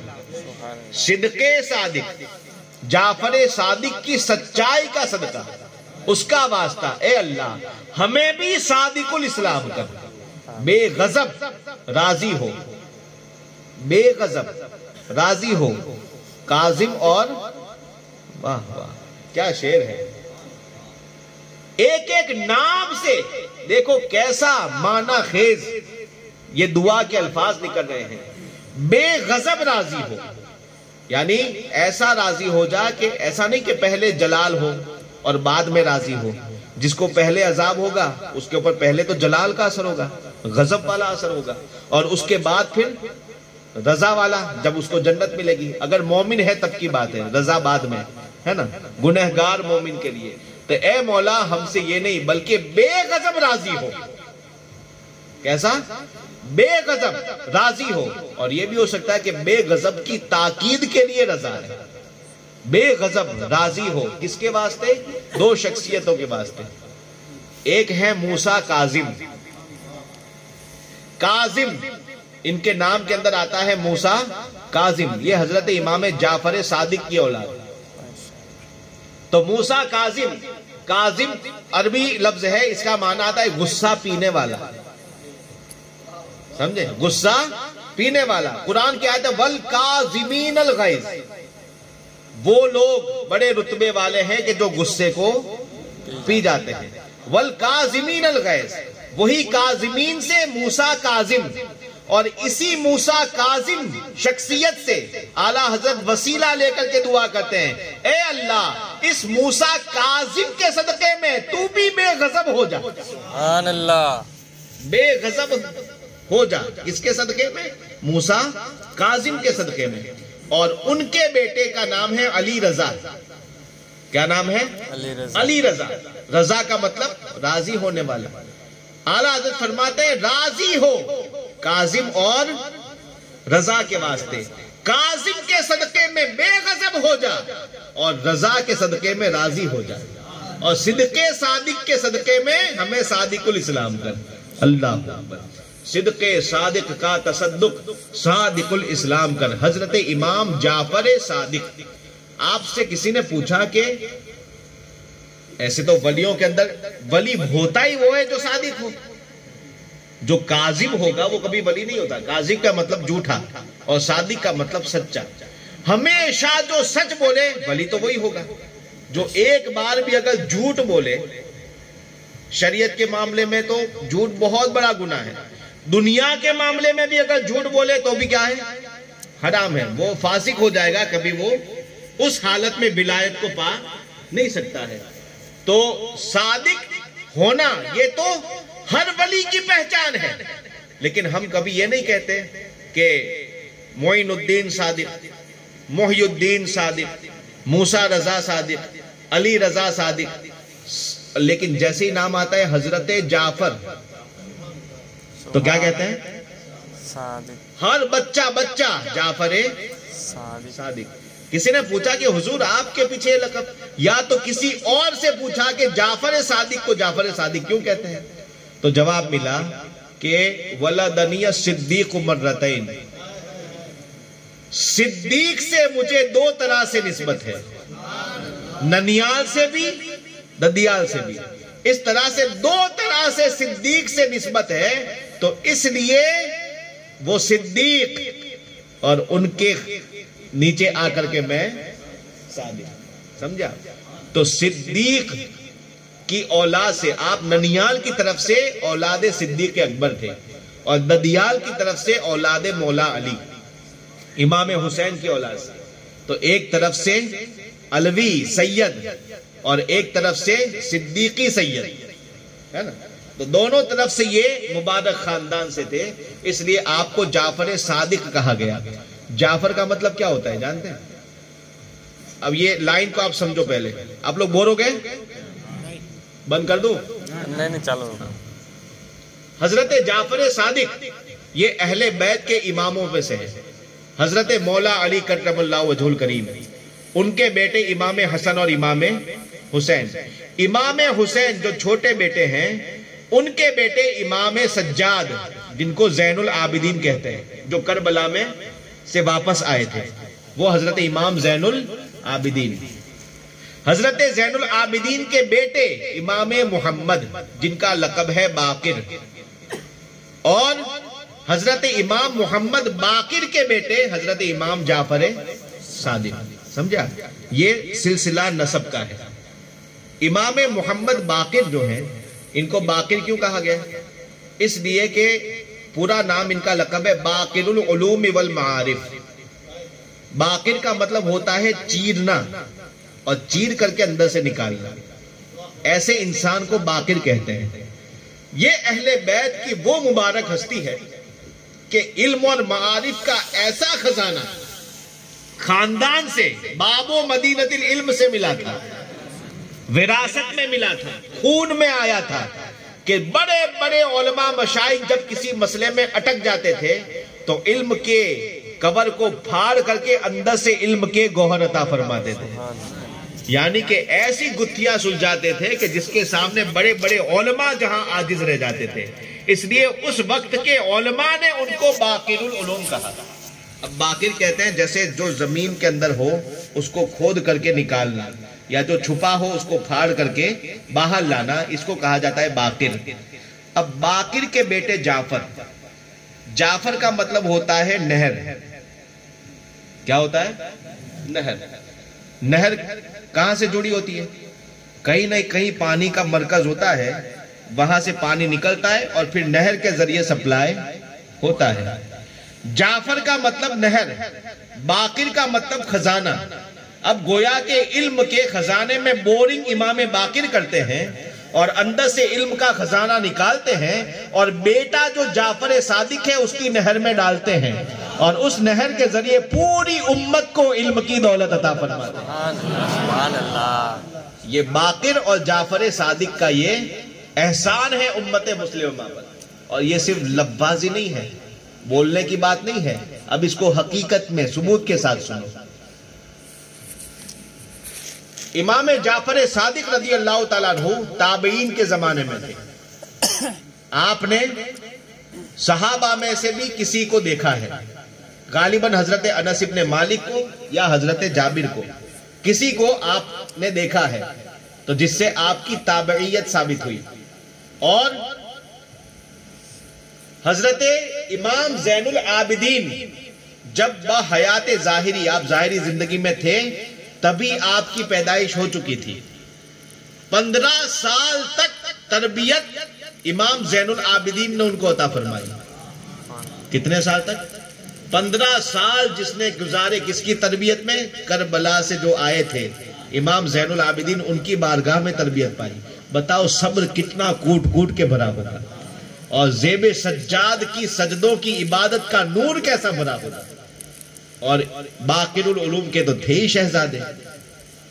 اب یہ امام جعفر صادق علم کا ایسا خزانہ، اس زمانے میں جو اولیاء سے جو مشہور ہوتے تھے ولایت میں، وہ ولیوں کے دربار ایسے ہوتے تھے جہاں سے علم کا خزانہ بھی بٹتا تھا. وہ خانقاہ ایسی ہوتی تھی کہ آج کی طرح خام مخواہ نہیں ہوتی تھی. وہ کیا ہوتی تھی؟ خانقاہ ہوتی تھی. اور آج کیا ہوتا ہے؟ اللہ ماشاءاللہ کچھ کو چھوڑ کر کے خام مخواہ ہے نا. وہ خانقاہ ایسی تھی حضرت امام جعفر صادق کی کہ وہ حضرت امام جعفر صادق رضی اللہ تعالیٰ عنہ کے در پر، اب ان سے بڑا اس زمانے میں باپو کون ہوگا؟ اہل بیت کے امام، سچے پکے سید، جن کے رگ و ریشے میں خون نبی جاری ہے، پیور خون نبی جاری ہے، وہ حضرت جعفر صادق رضی اللہ تعالیٰ عنہ. لیکن وہ صرف خاندان کی وجہ سے گدی لے کر کے بیٹھ نہیں گئے، بلکہ انہوں نے کیا کیا؟ خاندان کی اہمیت کو اور اجاگر کیا، اور سمجھا کہ ہمارا تو کام امت کو سنوارنا ہے، امت کی خدمت کرنا ہے. ہمارا کام امت سے خدمت لینا نہیں ہے بلکہ خدمت دینا ہے. ان کو علوم و معارف کے خزانے پہنچانا ہے، گمراہی سے بچانا ہمارا کام ہے. اب اس لیے اس زمانے میں آپ مرکز علماء ایسے بنے کہ آپ دیکھو علم حدیث جو سب سے بنیادی چیز اسلام کی تبلیغ کے اندر، علم حدیث. دوسرا علم آتا ہے علم فقہ. تیسرا علم یہ علم العداد، روحانیت کا علم. چوتھا علم سائنس کا. یہ جتنے بھی علم ہیں، یہ سارے علوم و معارف کے خزانوں میں سے بے شمار خزانے جعفر صادق کی نہریں علم سے ملی ہیں. کیسے؟ سارے محدثین کے اوپر جس کا احسان، وہ محدث مدینہ طیبہ حضرت امام مالک ابن انس رضی اللہ تعالیٰ عنہ، جنہوں نے بخاری سے بھی پہلے صحیح حدیثوں کی کتاب جمع کی جس کو موطا شریف کہا جاتا ہے. وہ موطا شریف کے مصنف، یہ موطا کے مصنف نے جانتے ہیں، موطا شریف کو لکھ کر کے روایتوں میں کچھ ایسا آتا ہے کہ کنویں میں ڈال دیا، اور پھر چند دنوں کے بعد اس کو وہاں سے نکالا. پانی کے ایک قطرے کا اثر نہیں تھا، حروف جیسے تھے ویسے باقی تھے. امام مالک فرماتے ہیں کہ اب میں نے سمجھا کہ اللہ کو یہ قبول ہے، اب اس کتاب کو میں آگے پہنچاؤں گا. اور آج کل تو جو ملا نہیں کہ کیوں مصنف کا آگے نام آ جانا چاہیے، ہاں یہ بھی کتاب والے. یہ طاہر نے کتنی لکھ ڈالی ہے؟ یہ طاہر نہیں، وہ طاہر منہاجی کتنے لکھ ڈالی، سب چرا چرا چرا کر کے. لیکن کوئی کتاب ایسی ہو جس پر آپ اگر تھوک بھی دیں کبھی، کتاب اس لیے کہہ رہا ہوں میں کہ ہر پڑھنے والی چیز کو کتاب کہا جاتا ہے. اس نے کچھ دنیاوی بھی لکھی ہے نا. تو معاذ اللہ ہمارا وہ کام کہ دینی چیز کے اوپر تھوکیں. ہم تو دنیاوی ایسی چیز کہ جس کا کوئی مرتبہ نہیں ہے، اگر اس کے سادے ورق کے اوپر اگر آپ کا تھوک کا ایک اگر چھینٹا پڑ جائے تو وہاں سے بدبو کبھی نہ جائے. وہ دریا میں کیا پھینکے گا؟ امام مالک حضرت علامہ ابن العربی محی الدین ابن عربی جس کو شیخ اکبر کہتے ہیں، آپ نے فصوص الحکم لکھی. فصوص الحکم لکھ کر کے کعبے کی چھت پر جا کر کے رکھا ہے اور 1 سال کے بعد وہاں سے نکالا. اس کے بیچ میں بارش کا بھی موسم آیا، سردیوں کا بھی موسم آیا، سب موسم گزر گئے. 1 سال میں تو سب موسم آ ہی جاتے ہیں. اور اس کے بعد وہ کتاب نکالی، جو کی تو تھی، جیسے رکھی تھی ویسے اتری. سبحان اللہ. یہ وہ مبارک کتاب ہے. بے شک. موطا امام مالک کو ایسے تجربہ کیا گیا اور اس کے بعد آج دنیا میں اس کے کئی حصے الگ الگ ہوئے. موطا امام محمد آج پوری ہندوستان کی سارے مدارس میں یہ پڑھائی جاتی ہے تقریباً. تو یہ ایسی مقبول کتابیں ہیں کہ جو صحیح نیتوں کے ساتھ لکھی گئی ہے، ورنہ لکھا تو بہت کچھ گیا لیکن سب چلا گیا. اور فتاوی رضویہ جیسی آج تک چل رہی ہے اور انشاءاللہ چلتی بھی رہے گی. کیوں؟ نیک نیتوں کے ساتھ جس کو لکھا گیا وہ باقی رہتی ہے. تو میں عرض یہ کر رہا تھا کہ امام مالک رضی اللہ تعالیٰ عنہ وہ محدث مدینہ کہ جن کی حدیث ساری کتابوں میں آپ کو ملے گی. محدثین کے جو شیخ مانے جاتے ہیں، تابعین کے اندر جلیل القدر تابعی محدث ہیں جن کو تقریباً 8 لاکھ سے زیادہ حدیث زبانی یاد تھی. سبحان اللہ. وہ امام مالک سٹوڈنٹ ہیں، شاگرد ہیں امام جعفر صادق کے. سبحان اللہ. آپ سوچو کہ کیسا محدث اہل بیت نے امت کو عطا فرمایا. پھر یہ تو حدیث، اب ان حدیثوں سے مسئلہ نکال کر کے بیان کرنا ہے کہ رکعت کیسے باندھیں گے. جو حدیث میں وہی ہمیں تو کرنا ہے. حقیقت میں حدیث والے تو ہم ہی لوگ ہیں. بے شک. اہل سنت ہی اہل حدیث ہیں. بے شک. لیکن وہ خبیث لوگ اپنے آپ کو کہتے ہیں. تو ہم کیا کریں؟ بہرحال تو مسائل کو نکالنا اور امت کو بیان کرنا، حدیث سے مسئلہ نکال کر کے بیان کرنا، یہ آسان چیز ہے؟ یہ کسی کے بس کی بات نہیں ہے، الا یہ کہ اللہ تعالیٰ جس کو یہ فضل عطا فرمائے.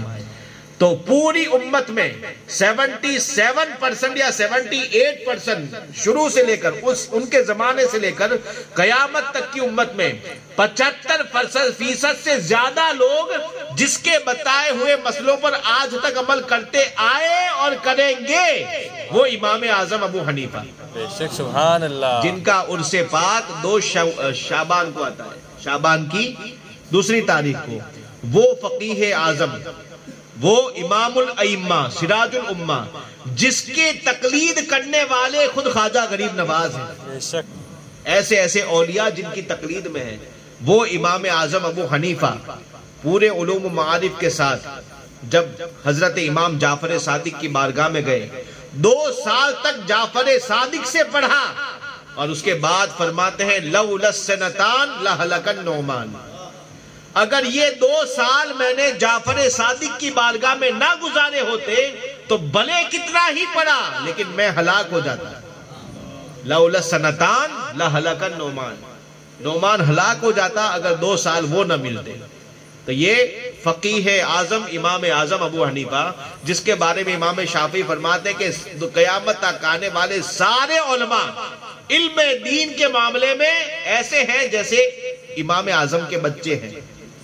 سب کے سب امام اعظم کے بچے ہیں. تو فقہی مسائل میں جس نے دنیا کو سب سے بڑی دولت دی وہ امام اعظم کس کے ہاتھ نیچے پلے ہیں؟ امام جعفر صادق کے.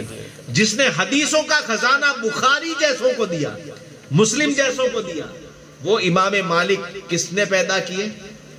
امام جعفر صادق نے. دنیا سائنس والی دنیا بھی کوئی اترائے نہیں. آؤ اہل بیت کی بارگاہ میں تم بھی. آج دنیا کے اندر سائنس کی لائن میں، ٹیکنالوجی کی لائن میں جتنی بھی چیزیں ملم دوا سے لے کر کے صابن ہے یا جتنی بھی چیزیں کیمیکل کے یوز سے جو بنتی ہیں، اس کیمیکل کے یوز کے اندر ایک مادہ ضرور ہوتا ہے جس کو تیزاب کہتے ہیں. کیا کہتے ہیں؟ تیزاب، ایسڈ. دواؤں کے اندر بھی ہوتا ہے، اس کا فارم بدل جاتا ہے لیکن ہوتا سب کے اندر ہے. کلیننگ والی جو چیز ہو، یہ ڈٹرجنٹ وغیرہ، پاؤڈر ہے، فینائل ہے، ہر چیز کے اندر بم، گولے بارود، ساری چیزوں کے اندر کس کا استعمال ہوتا ہے؟ تجربے کرتے تھے، کچھ چیزیں لگاتے تھے اور گرم کرنا، پگھلانا، یہ سارے عمل کے بعد وہ پتھر سے سونا بنایا کرتے تھے.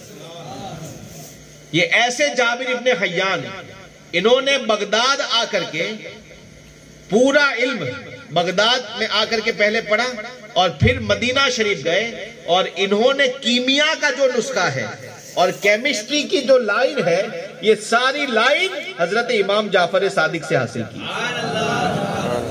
امام جعفر صادق کی ایک یونیورسٹی تھی، کہنے میں دکھنے میں ایک کمرہ تھا چھوٹا، لیکن وہ ایک یونیورسٹی کی حیثیت رکھتا تھا، جہاں سے سائنس بھی پیدا ہوتی تھی، جہاں سے علم حدیث کے تاجدار نکلتے تھے، فقہ کے تاجدار نکلتے تھے، اور ولایت کی شہنشاہی بھی جہاں سے نکلتی تھی۔ ابھی وہ تو بعد میں آپ کو بتاتا ہوں، کیمیا کی بات آپ سنیں تو وہ کیمیا کا علم لے کر کے جعفر صادق رضی اللہ تعالیٰ عنہ سے پڑھ کے نکلے، اور پڑھنے کے بعد پھر اپنے جب کام پر جب وہ لگ گئے، اب انہوں نے اپنی زندگی کا روز ڈاکٹر کا انجینئر کا کام کیا ہوتا ہے، اپنے اعتبار سے سب چیزیں بنانا، شودھ کرنا۔ اب وہ کچھ گندک، چونا اور لوہا، تانبا، یہ ساری چیزیں ملا کر کے ایکسپیرنس کے زمانے میں وہ لگ گئے، ایکسپیرنٹ کرنے لگے۔ اب وہ لیب میں اپنی جب لگ گئے تو ایک دن ایسا ہوا کہ کچھ چیزیں جب انہوں نے پگھا لی تو پگھل کر کے ایک لیکوڈ تیار ہوا، لیکوڈ بوٹل کے ذریعے دوسرے میں آیا، اور وہ لیکوڈ ایسا جمع ہوا کہ تھوڑا سا چھلک گیا۔ جب چھلک گیا تو نیچے گرا تو اتنا حصہ گول صاف ہو گیا، ایسے جیسے کسی نے جلا دیا ہوا، ایسا ہو گیا۔ تو آپ کو تعجب ہوا کہ یہ کیا؟ روزانہ تو جو پانی گرتا ہے وہ سادہ پانی ہوتا ہے، آج یہ کیسا پانی؟ پانی کو فارسی میں آب کہتے ہیں، سمجھے؟ اسی لیے ہم لوگ کہتے ہیں آب زمزم، یعنی زمزم کا پانی۔ تو آب کا مطلب پانی، یاد رکھنا۔ اب یہ جب نیچے گرا پھر اس کو دیکھا تو تعجب ہے، کچھ نیا دکھ رہا ہے۔ اب اس کو لے جا کے دوسری چیز کے اوپر تجربہ کیا تو واقعی وہ تیز تھا، چھونے کے قابل نہیں تھا۔ تو انہوں نے اس کا نام دیا، عراق کے تھے، نام دیا تیز آب۔ کیا نام دیا؟ تیز آب۔ تیز آب یعنی سخت جلانے والا پانی۔ اب وہی تیز آب آج ہمارا تیجاب ہے، وہی سائنس والوں کا ایسڈ ہے، وہی کیمیکل ہے، یہ ساری کی ساری چیزوں میں استعمال ہوتا ہے۔ یہ تو ایک چیز بتائی، ایسے اتنے سارے آلے اور مشینری انہوں نے دی ہے جو تاریخ اور ثبوت کے ساتھ گواہ کہ آج کے زمانے میں ناسا والے ان چیزوں کا استعمال کرتے ہیں۔ کس نے دیا؟ جابر ابن حیان۔ اور وہ جابر ابن حیان کس کے پڑھے ہوئے؟ امام جعفر صادق کے، وہ اہل بیت ہے۔ باب مدینت علم کا یہ خزانہ ہے، سائنس والوں کو یہ عطا فرمایا۔ اب ولایت کی دنیا میں شہنشاہ ولایت امام اولیاء زمان حضرت بایزید بسطامی، ان کا نام ابو یزید ہے۔ عراق اور اس طرف سے مدینہ شریف سے ہندوستان میں آتے آتے الف رہ گیا، اور کیا ہو گیا؟ با یزید۔ نام کیا تھا؟ ابو یزید، ابا یزید، ابو یزید، مختلف اعراب کے ساتھ، اور وہ ابو یزید سے یہاں کر کے کیا ہو گیا؟ با یزید۔ اب یہ حضرت با یزید بسطامی مسلسل حضرت امام جعفر صادق سے انہوں نے روحانی تربیت حاصل کی۔ سبحان اللہ۔ کئی لمبے عرصے تک آپ کی خدمت میں، بس آپ کے کمرے میں رہتے، خدمت میں رہتے، پڑھتے، خدمت کرتے، یہی کرتے۔ ایک بار ایسا ہوا، با ادب کیسے تھے، ایک بار ایسا ہوا کہ کہیں پر حضرت امام جعفر صادق تشریف فرما تھے، آپ کو یاد آیا کہ کوئی چیز لانی تھی اپنے کمرے سے، تو ہمیشہ جو خادم ساتھ میں رہتا ہے، گھر کے اندر رہتا ہے، وہی تھے حضرت بایزید بسطامی۔ بایزید بسطامی علیہ رحمہ جو آپ کی خدمت میں تھے، ان سے کہتے ہیں کہ جاؤ بایزید اپنے کمرے میں جا کر کے، وہ تاک ہے سامنے، اب وہ ایک کمرہ ہے چھوٹا، کمرے کے اندر ایک تاک ہے، اس تاک کے اندر یہ چیز رکھی ہے، وہاں سے وہ لے آؤ۔ حضرت بایزید بسطامی عرض کرتے ہیں حضور کس طرف تاک ہے؟ برسوں جس نے اسی کمرے میں جعفر صادق کی بارگاہ میں نکالے، آج سوال کرنے پر کہتے ہیں حضور کون سا تاک؟ حضرت جعفر صادق فرماتے کہ ایک ہی تاک، وہ تمہیں پتا نہیں اتنے سالوں سے ہو؟ کہا حضور آپ کے قدموں سے نگاہ اٹھانے کی جرات کبھی نہ ہوئی، میں دیوار اور تاک کو کب دیکھتا۔ حضرت جعفر صادق دل سے دعا دیتے، فرماتے بایزید تیرا کام ہو گیا، جب بستان چلے جا تجھ سے ایک ولایت کی جماعت پیدا ہوگی اور لوگ تجھ سے ہدایت حاصل کریں گے، جا تیرا کام ہو گیا۔ یہ با ادب با نصیب۔ بے شک۔ اور آج ہم اگر آئیں اپنے علماء اور مشائخ کو اوپر سے لے کر نیچے تک پورا تاڑنا، سب کچھ چیک کرنا، معاذ اللہ یہ ہماری آج فطرتوں میں چھا گیا ہے۔ وہ بایزید بستامی تھے کہ جعفر صادق کے قدموں میں جب رہتے تھے، سالوں تک خدمت جس نے ایک روم میں بیٹھ کر کے کی ہے، ان کو یہ پتا نہیں تھا کہ روم میں ایک تاک کس جگہ پر۔ ایسے جب ادب والے ہوتے ہیں تو ایسا فیض بھی ملتا ہے۔ تو یہ حضرت امام جعفر صادق نے روحانیت کا تاجدار پیدا کیا، وہ حضرت بایزید بستامی ہیں۔ آپ دیکھو اہل بیت اطہار اس کو کہتے ہیں کہ جو پوری امت کے لیے علوم و معارف کے ایسے خزانے لٹا رہے ہیں۔ صدق صادق کا تصدق، صادق الاسلام کر، بے غضب راضی ہو کاظم، اور رضا کے واسطے۔ آج حضرت امام جعفر صادق کے نام سے ہمیں صرف کھیر پوری یاد ہے اور کچھ یاد نہیں، اس کے سوا اور کچھ یاد ہے؟ کسی نے کبھی یہ سوچا کہ جعفر صادق نے ایسا محدث پیدا کیا تھا، ہم ان کے نیاز کے پیسوں سے تھوڑا حصہ ایسے بچے کے پیچھے لگائیں جو حدیث پڑھتا ہو، دارالعلوم میں دے کر کے اس کا پیسہ حدیث میں خرچ ہو؟ ہم نے کبھی ایسا سوچا کہ جعفر صادق کے نام پر ہم چندہ اس لیے عطا کریں کہ تاکہ اس پیسے سے مسئلے مسائل پڑھ کر کے امام اعظم کی شاگردی والا بچہ پیدا ہو جائے؟ کیا ہم نے ایسا سوچا کہ اسکول میں پڑھنے والا کوئی غریب سنی انسان کہ جو ڈاکٹر بننے کی خواہش رکھتا ہو لیکن اس کے پاس پیسہ نہ ہو، جعفر صادق رضی اللہ تعالیٰ عنہ نے جابر ابن حیان جیسے سائنٹسٹ کو پیدا کیا ہے، ان کے نام سے ہم کسی بچے کی کالج کی فی دے کر کے اس کو ڈاکٹر اور انجینئر بنائیں؟ ہم نے آج یہ سب کچھ سوچنا چھوڑ دیا ہے۔ ہمیں صرف یاد کیا ہے کہ کھیر پوری کی تاریخ کون سی ہے، بچوں کے ایگزام کی تاریخ ہمیں پتہ نہیں ہے، مدرسے کے اندر پریکشا کب ہوتی ہے ہمیں پتہ نہیں ہے۔ بہت ساری اچھی باتیں ہوئی لیکن تھوڑی کڑواہٹ کو بھی برداشت کر لیجئے گا، کیونکہ یہ حقیقت ہے۔ آج پوری امت کے اندر بزرگوں کے نام سے صرف کھانا پینا رہا ہے۔ بزرگوں کے نقش قدم پر اگر ہم چلتے تو آج ہمارے اپنے ہاسپٹل ہوتے کہ ہماری عورتیں ڈیلیوری کے ٹائم پر بے خوف ہو کر کے مسلمان لیڈیز ڈاکٹر کے پاس آرام سے چیک اپ کروا سکتی۔